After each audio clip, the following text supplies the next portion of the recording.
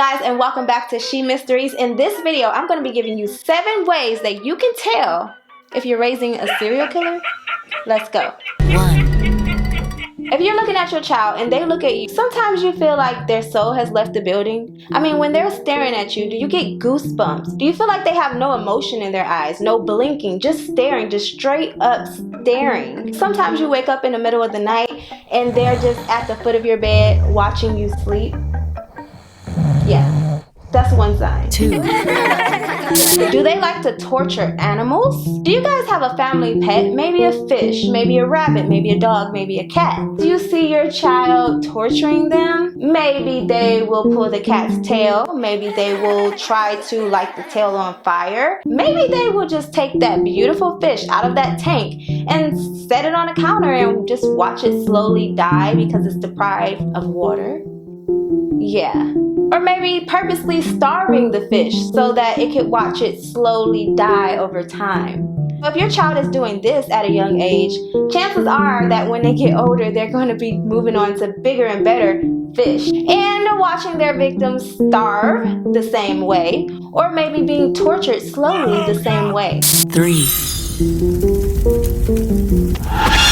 Pyromania, love for arson. Does your child have an unusual interest in arson? Does she like setting things on fire for instant gratification and something that they control when they want to? It's so easy to start a fire. Get up and go to the bathroom and you just piss everywhere. Who cares if I piss? That's my... Is your child 6 years and older still pee in the bed? Well, studies say that 60% of serial killers pee the bed until they were in late adolescence. Late as 12 years old. 5. Does your child have a habit of stealing stuff that they don't even need? Maybe like an earring. You have a little boy and he steals one earring. Not even a pair, just one earring. They get a kick out of watching you look for something that means so much to you. Maybe it could be a snack that you love so much. Maybe it could be your toothbrush. Sometimes they will even help you search for it. Think about later on when they're killing people and they watch the news just to see the victim's parents crying on TV saying that they missed their child. They get a kick out of watching search parties and watching the police go into the woods and search for hours and hours and hours. They get enjoyment out of that. I repeat, this is just for entertainment purposes only. These traits doesn't necessarily mean that your child will in fact grow up to be a serial killer, but it is things to look at and think about when your child is standing at the bottom of your bed at 3 a.m. in the morning watching you sleep. 6. Is your child a bully? Are they a bully at school, bully on a playground, bully at the park? Are they a bully? Power. They love respect. They love to control. Maybe they want to impersonate their violent parents or idols.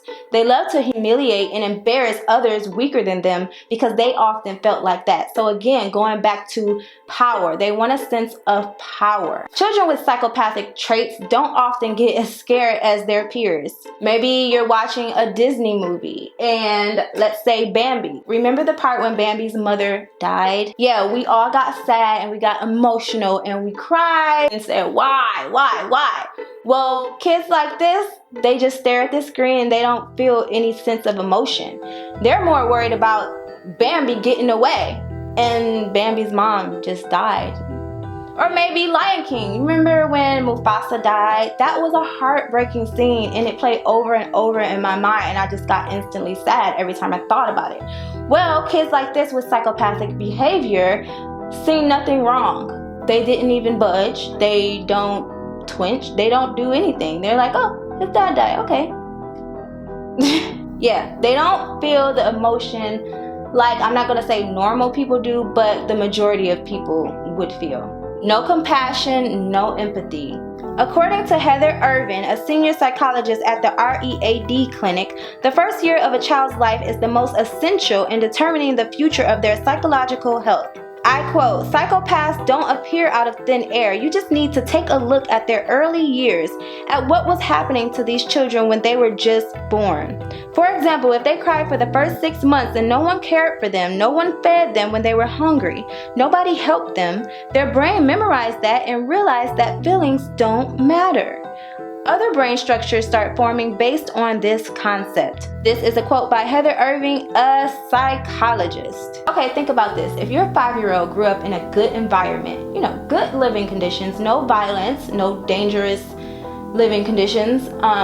By the age of 5, that's just great. If after 5 and it goes downhill from there, if their living conditions change for the worse, if they're growing up around violence and, you know, just a bad environment, then they have a less likely chance of becoming a psychopath in the future, a murderer, a serial killer. They have a less likely chance because for the first 5 years of their life, they didn't have to endure situations like that. These chances are drastically lower because their fragile consciousness was allotted enough time to form. 7. Okay, a bonus one. Watch how your children play with toys. If your child has an interest in, let's say, Barbie dolls, and you're noticing that the Barbie dolls' heads are being ripped apart and you're finding them everywhere, and maybe they're ripping their legs apart or their arms apart, or maybe they're grabbing the ketchup and putting it around the Barbie's neck or hanging it from the ceiling, then you may want to get that checked, because if you leave it unchecked, it may result in future situations involving humans. Think about this video. What are your thoughts? I'd like to know in the comment section down below. Go ahead and press the like button and subscribe for more She Mysteries, where we talk about all things creepy, evil, and questionable. Till next time, guys. See you later. Bye.